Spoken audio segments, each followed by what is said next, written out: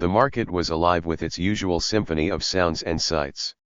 Vendors called out to passing shoppers, their voices competing over the prices of fresh vegetables, juicy fruits, and handmade goods. Customers shuffled between the stalls, bargaining for better deals, while children darted through the crowd, laughing and playing. The smell of ripe tomatoes, freshly baked bread, and earthy spices hung in the air, blending into a warm, familiar aroma that spoke of community and routine. In the midst of all this stood him, the farmer. He wasn't the kind of person anyone gave a second look to. With his wide-brimmed straw hat, a shirt stained with sweat and soil, and a heavy build that made him seem slow and ordinary, he appeared to be just another face in the crowd. His rough hands worked methodically, arranging vegetables with a care that hinted at years of experience. He greeted his regular customers with a quiet smile, his deep voice a calming presence amid the chaos. To everyone around him, he was nothing more than a farmer, a good man, hard-working, but unremarkable. But appearances can be deceiving. Today wasn't just any other day, though no one else in the market knew it yet. Beneath the farmer's calm demeanor and simple lifestyle lay a past that no one would believe if he told them. It was a past filled with danger, discipline, and experiences that had shaped him into a man far different from the one everyone thought they knew. He carried it with him always, buried deep, never letting it show. But fate has a way of forcing the truth out, and today, the farmer's quiet life was about to be upended. The first sign of trouble came as a distant rumble. At first, it was just a faint sound, like thunder rolling across the hills. People barely noticed it, too caught up in their errands and conversations. But the noise grew louder, more distinct, a growling roar that cut through the market's lively chatter. Heads began to turn, eyes scanning the horizon as the sound drew closer. Then they appeared. 5 motorcycles roared into the market, their engines deafening as they tore through the narrow paths between stalls. The riders, clad in black leather jackets with patches that screamed rebellion, looked like trouble incarnate. Their helmets gleamed under the sunlight, reflecting the wary faces of the shoppers who quickly stepped aside to make way. The bikers moved as a pack, their presence dominating the space in a way that made it clear they thrived on intimidation. When they came to a stop, the silence that followed was almost unnatural. Conversations halted, vendors paused mid-sale, and even the children stopped playing, their eyes wide with a mix of fear and curiosity. The bikers dismounted, their heavy boots hitting the ground with a thud that felt deliberate. They looked around, surveying the market like predators sizing up their prey. Then their leader spotted the farmer. He was taller than the others, with a skull tattoo that crept up his neck and disappeared under his collar. His face was sharp, his expression one of smug confidence, as if he owned every place he stepped into. His eyes locked onto the farmer, and a slow, mocking smile spread across his lips. He nudged one of his companions and gestured toward the farmer with a tilt of his head. The others chuckled, their laughter low and mean. The farmer didn't react. He kept arranging his vegetables, his movements steady and unbothered. He seemed almost oblivious to the disruption, but those who knew him might have noticed a slight tension in his shoulders, a momentary pause in his routine. It was subtle, so subtle that the bikers didn't catch it. They sauntered over, their boots crunching against the gravel path. The leader reached the stall first, picking up a watermelon from the display. He held it up, inspecting it as if it were the most fascinating thing he'd ever seen. Then he turned to the farmer, his grin widening. "What's this?" "Lunch for you, big guy," he said, his voice loud enough for everyone nearby to hear. The other bikers laughed, their voices echoing in the quiet market. The farmer looked up, meeting the leader's gaze. His expression was unreadable, his eyes calm and steady. "That's $5, he said simply, his tone neither confrontational nor meek. The leader's grin faltered for a moment, surprised by the farmer's lack of reaction. But he quickly recovered, his smirk returning with even more arrogance. $5, huh, he said, tossing the watermelon from one hand to the other. "Seems a bit steep for someone like you." One of the other bikers stepped forward and swiped at a basket of tomatoes, knocking it to the ground. The bright red fruit spilled across the dirt, some of them bursting on impact. The biker laughed, clearly enjoying the chaos he'd caused. The farmer glanced at the mess, then back at the leader, his face still calm. $5, he repeated. The crowd began to murmur, their unease growing. Most of them had stepped back, putting distance between themselves and the confrontation. A few watched intently, their curiosity outweighing their fear. Whispers spread among them, questions about whether the farmer would stand up to the bikers or if he'd back down like everyone else usually did. The leader leaned closer, his grin turning into a sneer. "You don't seem to get it, old man," he said. "We don't pay." He dropped the watermelon to the ground, where it split open, its bright pink flesh spilling out onto the dirt. The farmer took a slow, deep breath.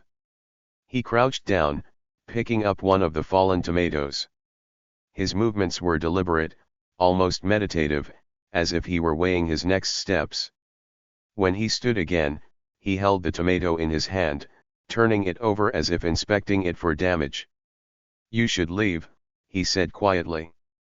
The words weren't loud, but they carried a weight that made the bikers pause for a split second. Then they laughed again, louder this time, their confidence bolstered by the crowd's silence. The leader crossed his arms, leaning back as if daring the farmer to do something. "And what if we don't?" he asked, his voice dripping with mockery.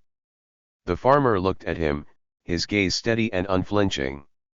For a moment, the market felt like it was holding its breath, the air thick with tension. And then, almost imperceptibly, the corners of the farmer's mouth lifted into the faintest hint of a smile. It wasn't the smile of someone amused or intimidated. It was the smile of someone who knew something no one else did, something that would change everything. The leader of the bikers narrowed his eyes at the farmer's faint smile, his own confidence wavering for the briefest moment. But the man with the skull tattoo wasn't one to back down, especially not in front of an audience. He leaned forward, closing the distance between them, his voice dripping with sarcasm. "Oh, you've got jokes now, huh? What's so funny, old man?" The farmer didn't respond immediately. He wiped the tomato in his hand with a cloth from his pocket, his movements slow and methodical, almost as if he was cleaning a precious artifact. The silence stretched on, the murmurs from the crowd growing quieter.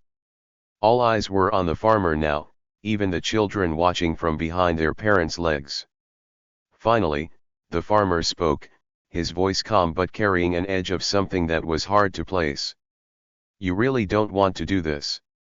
The biker leader let out a loud laugh, throwing his head back as if the idea was the funniest thing he'd heard all day. His crew joined in, their laughter echoing through the market and drawing even more attention. A few vendors exchanged nervous glances, wondering if they should step in or stay out of it. "And why's that?" the leader asked, his grin stretching wide again. He spread his arms, gesturing around at the crowd. "What are you gonna do, farmer? Get your little friends here to help you." The farmer didn't answer.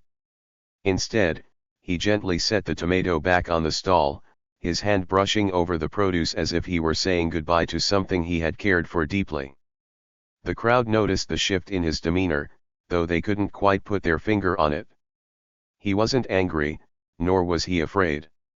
There was an eerie sense of calm about him, like the stillness before a storm.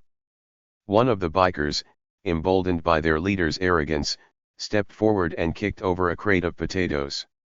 The heavy tubers rolled across the dirt, some landing near the feet of the onlookers. The biker smirked, clearly pleased with himself, and turned to the farmer. "Oops," he said mockingly. "Guess I'm clumsy."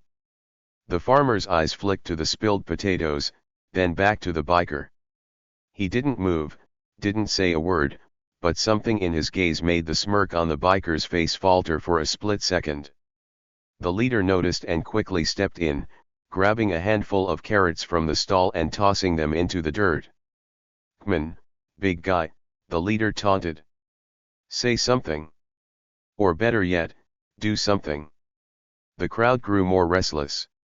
A few people began to whisper among themselves, their voices a mix of fear and curiosity. "Why isn't he saying anything? Maybe he's scared." "Can't blame him, though. Those bikers look dangerous. But he doesn't look scared. He just looks different." The bikers seemed to feed off the crowd's nervous energy, their laughter growing louder as they continued their antics. One of them grabbed a bundle of celery and began waving it around like a sword, jabbing at the air and pretending to fence with an invisible opponent. Another tipped over a basket of apples, sending the bright red fruit bouncing across the ground. Through it all, the farmer remained still, his expression unchanged. His eyes moved from one biker to the next, studying them with a calm intensity that seemed out of place in the chaotic scene. It wasn't the look of a man who was scared or even angry. It was the look of someone who was calculating, observing, waiting. Finally, the leader seemed to grow tired of the farmer's silence. He stepped closer, invading the farmer's personal space, and jabbed a finger into his chest. "You're gonna clean all this up," he said, his voice low and threatening. "And you're gonna do it with a smile. Got it?" The farmer looked down at the finger pressed against his chest, then back up at the leader. For a moment, it seemed like he might comply, that he might bend to the will of the man who clearly thrived on dominance. But then he spoke, and his words sent a ripple of unease through the crowd. "Last chance," he said quietly. The leader blinked, caught off guard by the farmer's tone.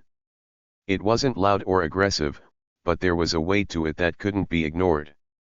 The other bikers exchanged glances, their laughter dying down as they sensed the shift in the atmosphere. "What'd you say to me?" the leader asked, his voice rising. The farmer didn't repeat himself. Instead, he took a single step back, giving himself just enough space to move. The onlookers held their breath, the tension in the air so thick it was almost tangible. The leader, not one to let a challenge go unanswered, lunged forward, his hand aiming for the farmer's shirt collar. But what happened next was so quick, so unexpected, that no one could believe their eyes.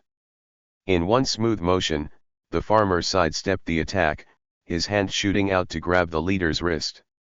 With a precision that defied his seemingly slow demeanor, he twisted the wrist just enough to make the leader cry out in pain. The sound echoed through the market, silencing the crowd completely. The leader dropped to one knee, his free hand clutching at his twisted wrist as he glared up at the farmer. "What the hell?" he began, but his words were cut off as the farmer released him and stepped back, his movements calm and controlled. The crowd was stunned. For a moment, no one moved or spoke, their eyes fixed on the farmer as if seeing him for the first time. "Did you see that?" someone whispered. "How did he? That was so fast." The other bikers hesitated, unsure of what to do.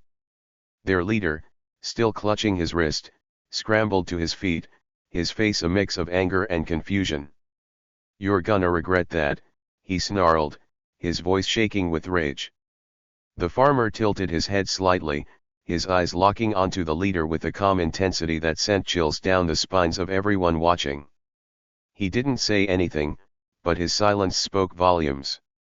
The leader turned to his crew, barking orders. "What are you waiting for? Get him." The bikers hesitated for a moment longer, but then they moved as a group, closing in on the farmer with a confidence that belied their earlier uncertainty. The crowd gasped, a few people stepping back as the tension reached its peak. And then the farmer moved. It was like watching a completely different person. Gone was the quiet, unassuming man who sold vegetables in the market. In his place was someone who moved with the speed and precision of a trained fighter, his actions efficient and deliberate.